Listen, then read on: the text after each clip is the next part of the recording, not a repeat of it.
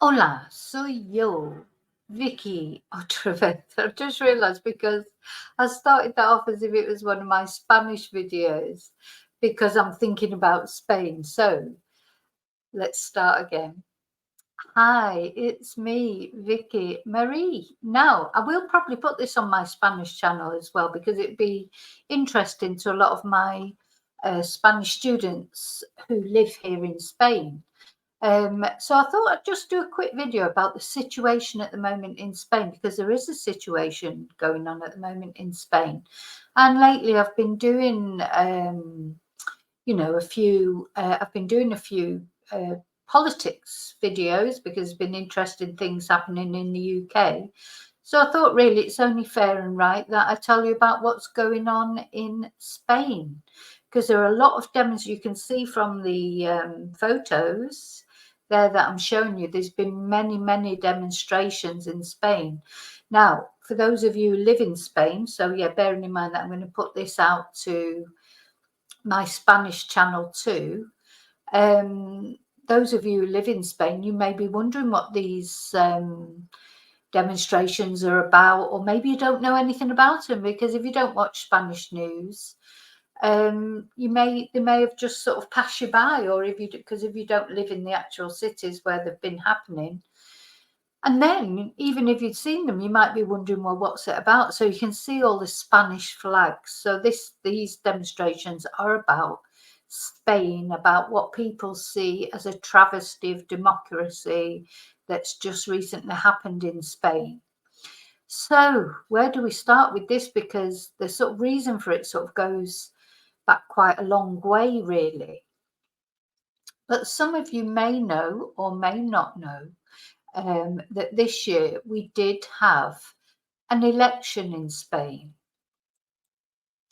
Now, earlier in the year, we had an election. The Socialist Party, Pedro Sanchez, and the PSOE, PSOE, which are the socialists. Now, he's been the Prime Minister for quite a while, and he did not win this election. In fact, nobody really properly won it. The Partido Popular, who are like the Conservatives, I suppose you could say that they won it because they won maybe one seat more, let's say, that very narrowly won the election. So this resulted in them to need a proper majority to get things through the Spanish sort of Houses of Parliament, if you like, to get laws through, etc. They needed more allies. So they took on, as one of their allies, amongst other parties, the Vox party. Now, Vox is the far right party in Spain. It's a bit like you would think the National Front, that sort of party. It's very right wing, you know, and it is popular in some places. But not popular enough to win an election ever, probably. But, these parties, same as in British politics and probably many political systems, sometimes small parties make a difference because they join with bigger parties.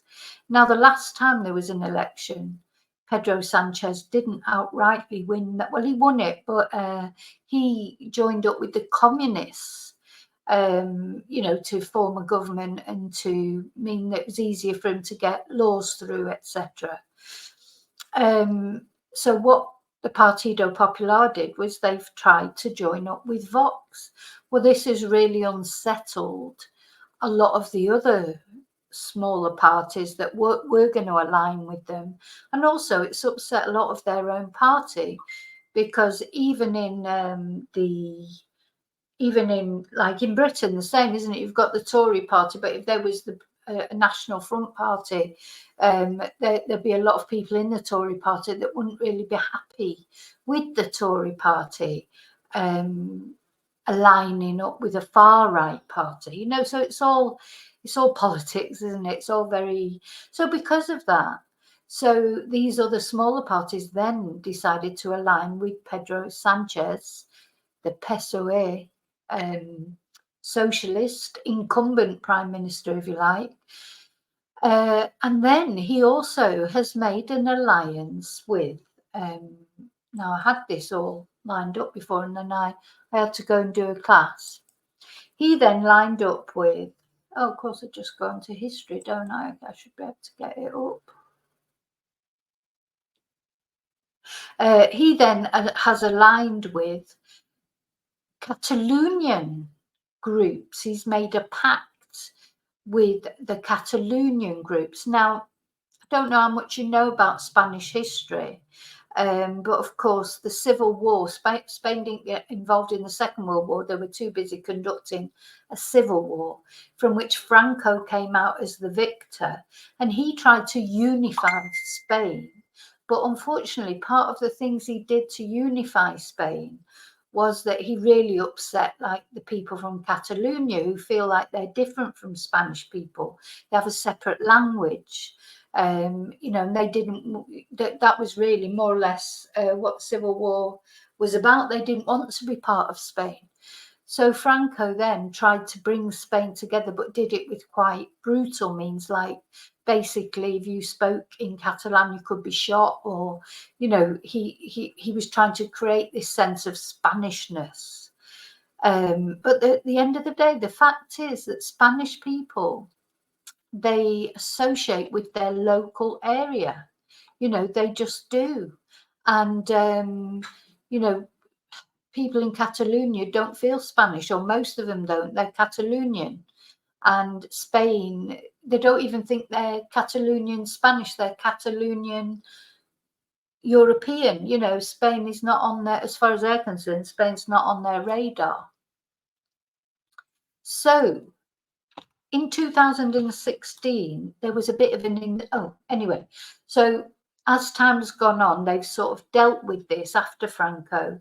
This sense of separatism, etc., has been more or less dealt with by making the provinces and the comunidades autonomous. So it's like Spain's divided into different communities and they're autonomous. So it's a little bit like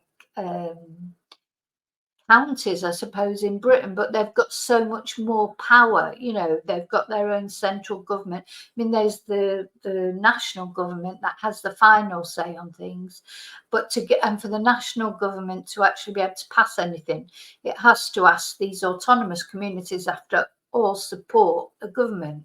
And then within these autonomous communities, they can also make their own laws according to their autonomous community. So it's quite complex, it's quite complicated. So what happened then? Let's see. So 16 years in 2016, the Catalonians tried to make a coup, I suppose, or a push for Catalan independence. This was 6 years ago. And it failed, and it was supposedly illegal. I don't think it was a violent type, you know, insurrection. But, you know, it failed. And many of the people that were involved in that coup were imprisoned. So there's hundreds of people in prison because of the failed coup by the Catalonians years ago. So now Pedro Sanchez has made a pact with the Catalonian leaders, and he is going to release them. He's applying this amnesty law, or he wants to. I don't know if he's actually got it through government yet, but it's an offer of independence that the government are making to those who made this illegal push for independence. And in return for that, the Catalonian governments, if you like, or autonomous governments, will support Pedro Sanchez in his bid to be prime minister again, and he will become prime minister again from this alliance.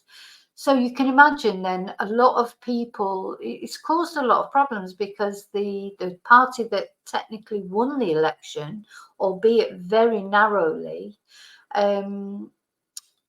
people are protesting, saying that, you know, Pedro Sanchez is sneaking his way into government. He says it's an act of clemency that will promote coexistence after that crisis in 2016 and 2017. But his opponents, of course, are saying that it's just a cynical and self-serving means of remaining in power. So what is it? I don't know. I mean, I personally quite like Pedro Sanchez, but maybe I don't know enough about Spanish government. So, yeah, in July, we had this general election, which was totally inconclusive. And although the PP finished first, it hasn't been able to form a government because, and really more or less because it's gone with Vox. And so the other smaller groupings that would have supported them won't support them because they support, or they're in collusion with Vox.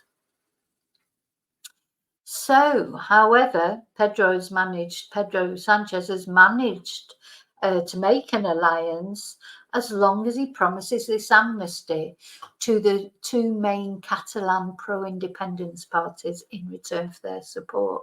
So he's expected to win Congress's approval this week and be reappointed Prime Minister in a debate.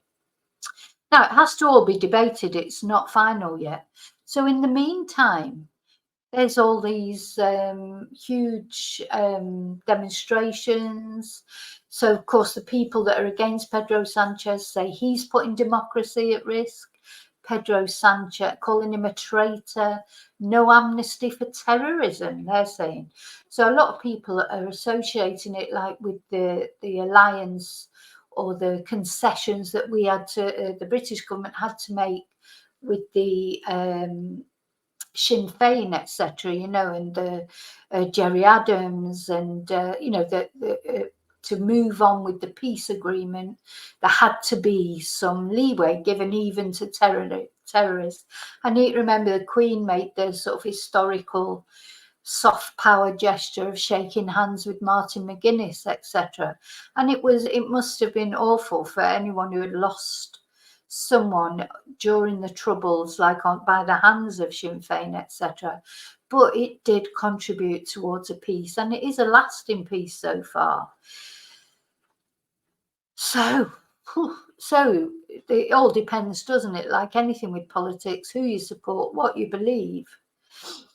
So apparently there were, the PP said that 500,000 people had taken part in the Madrid rally, whereas the government say it was only about 80,000, but even 80,000 is a lot. And you can see from the photos, it was a lot of people. And there've been demonstrations all over the country in many, many major cities, not just in Madrid. So, of course, the PP's leader, who is Alberto Feiju, he's accusing Sanchez of buying his presidency in return for giving his partners impunity. He's saying that Spanish people won't accept it. He says the office of Prime Minister can't be bought and sold. Spaniards want democracy, equality, justice and dignity. So, and he says that Pedro Sanchez and the PSOE are trying to cover up the fact that they lost. And, you know, so it's almost like a Trump-esque sort of, you know, they were robbed of the election. So, and the president of the Madrid region, the PP, Partido Popular, which are like the Conservatives, really, Isabel Ayuso, her and Pedro Sanchez are sort of infamous, really, for not getting on at all because they're at the opposite ends of the political spectrum. She says that Sanchez is a totalitarian, and he's got a totalitarian project. He's decided he's not going to lose power, whatever the cost is for Spain. Nothing will ever take power from him. So, and then Vox's leader has said this is the most delicate moment in Spanish politics for 40 years. Now, they're calling for permanent demonstrations every weekend. They'll be out demonstrating. You know, whereas Sanchez himself, he's urged people to show good sense and stop trying to stir things up. I mean, it's got to the you know, it's on the verge of violence, so it's very it's sort of quite scary, really, because you know, that he's saying don't, you know, everybody's saying it's the other person who's trying to cause instability in Spain, but at the end of the day, instability is being caused for, and really who's causing it depends on which side of the political fence you're on, really. I mean, I think, you know, I don't know, continuity is a good thing. I personally think Pedro Sanchez has been a good prime minister, but yeah, maybe it is time for a change. You know, it's not good, is it, for a democracy if somebody ends up there for a long, long time? But in my eyes, I wouldn't want Vox to become instrumental, because Vox doesn't like foreigners, for a start. You know, they're like totally anti-foreigner, including me, and I am a foreigner living in Spain. So it's a difficult one. Now, it's funny because with Europe, with Brexit, when we left Europe during Brexit, that has been quite good for Spain. It's not been good for British people living in Spain, but it's been good for Spain itself, because the political clout, if you like, that Britain had in the European Union, that's now gone because they chose to leave. Spain has sort of moved up a step.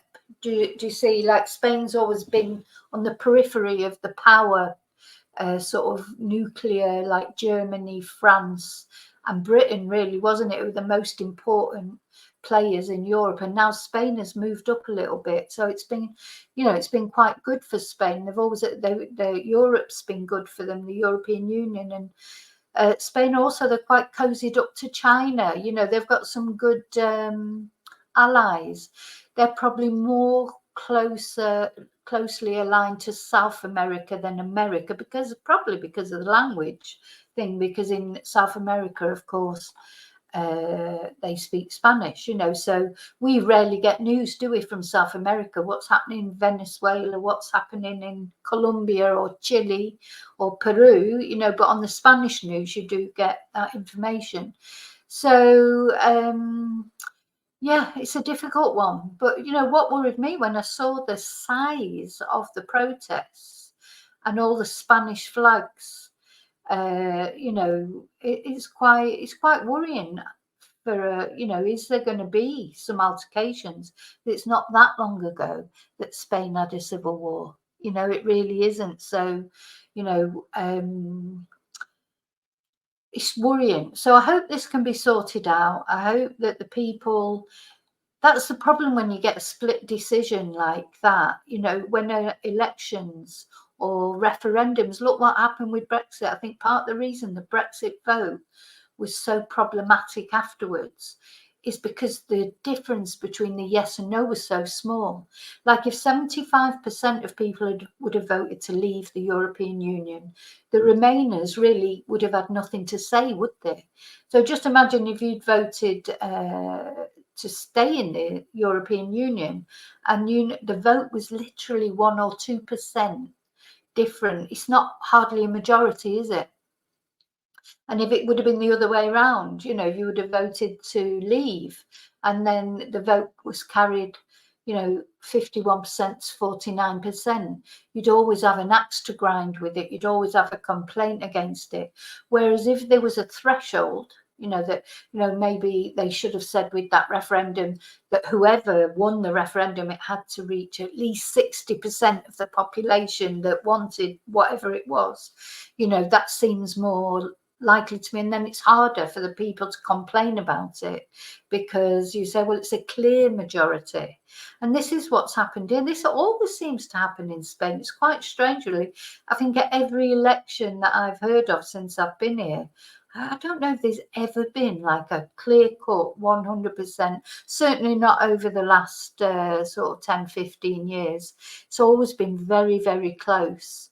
And maybe there should be some sort of combined government. You know, I do believe in that. you know, basically at heart, I am a socialist, but I do believe, especially when there's crisis like COVID or any like the recession, the cost of living crisis, surely it'd make more sense for everyone to get together and do. And I mean, all right, you've got a prime minister, of course. You've got to have someone who's in charge, and that did happen a little bit in COVID in Spain. You know, he couldn't just when because he's never had a massive majority. Pedro Sanchez. So when he wants to carry something through Parliament, you know, he has to talk to a lot of people because each vote is individual as well. So, you know, you're not like just blanket that you've got a majority and anything you want to bring in goes through. It has to be discussed, it has to go through. And that's what I think we need more of, personally, in politics in general, isn't it? More inter-party discussion, because at the end of the day, whichever party you vote for, you should be voting for improvements in your country, you know, not just for your part. You're not voting to help your party, you're voting to help your country. And I do think that's a problem with the Conservative Party in the UK, because they always put it's party first, then country, whereas it should be country first, then party. You know, putting their own interests first is not good. But yeah, I want to show you this picture a bit more closely up. Now, you see the flags. I'm not sure what that flag is in the middle there, but you've got, of course, all the Spanish flags, and then some European flags. So it's, I don't know, gosh, you know, it just worried me. And I thought, God, what if there was another civil war? Because obviously people are feeling really strongly about this subject. I hope it gets resolved one way or another. Personally, I'd quite like Pedro Sanchez to stay as Prime Minister, but I do understand why, you know, people are angry, because he's been Prime Minister for quite a long time. He's done a lot of good things for Spain. I mean, you know, I think the our inflation is, what do they call it? You know, I'm not very good with economics. Our interest rates are so low at the moment. Everything's so low, but we have got the cost of living crisis, just like everybody else. Wages in Spain have always been low. I don't think they've gone up since I've lived here, and I've lived here 20 odd years. Wages are just the same. You know, an average wage in Spain is probably about 1,400 euros a month. That'd be a good wage. But of course, the cost of living is cheaper here than it is in Britain, for example, where you may have higher salaries. But you know, so it's interesting. To me, politics is always interesting. But I just worried a bit about this, because I don't like to see. You know, I don't want to see any violence spilling over. It seems to have got quite nasty. And then when you throw Vox into the mix, who go round, you know, really with graffiti that is anti-foreigner, you know, it's as a foreigner in Spain, that's quite scary. So, yeah, I just wanted to tell you about it. I think I'll just show you if I can find a photo of Pedro Sanchez. He's quite handsome as well, which helps. I know that shouldn't matter, but he is. Through COVID, I found him very reassuring. Here he is.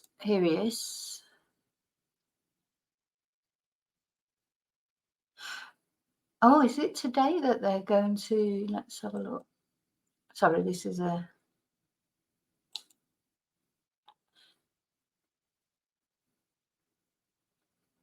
I think it's today that they're going to, sorry, I'm digressing. It is Pedro anyway. So there's a lot of problems. They're still debating it all, the amnesty. So it's going to be, yeah, it's going to be this week sometime. And they will declare Pedro as Prime Minister again. So, you know, we're not without our problems here in Spain. Gosh. So Andalusia, look at Andalusia. Is this the photo from Andalusia? Look. So yeah, a lot of people turned out in Andalusia for these demonstrations against Pedro Sanchez. So yeah, it's all a bit worrying. But we'll see. Will it just calm down or will it continue? In Spain, it's always counted who the police, the Guardia, the army, etc. support. You know, big. So I know the king supports. Will be interesting to see what happens. The king of Spain is like the king in Britain. He's not supposed to get political, but he still has an influence all the same. So, don't know if you found that interesting. I just thought, seeing how I've been sort of doing some things about the politics in Britain, maybe I should let you know a bit what's going on in Spain, because it's a very uncertain time in Spain as well, for a completely different reason. It's sort of similar but different, if you like. So, you know, I suppose I'm trying to think what that'd be like. So this is a little bit like, I suppose. Oh, so people are drawing comparisons. People who are on Pedro Sanchez's side, they're saying, oh, well, it worked in Ireland. You know, compromises had to be made in Ireland, because other people are saying, well, they shouldn't be letting these people out. These people tried to, you know, cause a revolution in a way, or they tried to separate Catalonia from Spain, even though it was bloodless. There was no blood, but they tried to do it. It was a failed coup, I suppose you would call it. And they've all been imprisoned for it. So looking at maybe letting out hundreds of people, but in exchange for a peace, you know, and that's what we had to do with Northern Ireland. With the terrorists, I mean, they're saying they're terrorists, but these people, they haven't actually planted bombs and things. But I suppose maybe that would have been the next thing. I don't know. The people that did plant bombs in Spain, of course, were ETA. They're the Basque separatists. And there's a ceasefire. I think there's a complete ceasefire now there. So something good things. Oh, because I've known bomb scares here in, you know, where I am, nearby where I am. And, you know, there's been bombs not far, but they tended to bomb Guardia Civil, like police stations and things like that, rather than civilians. But there will have been, there was some horrible incidents. Maybe I'll do a video on that one day to tell you the story of ETA, and the rise and fall of ETA, I suppose. Okay, so I hope you found that interesting. It's completely off kilter, I know, but I do, you know, I like to give you things that you might find interesting.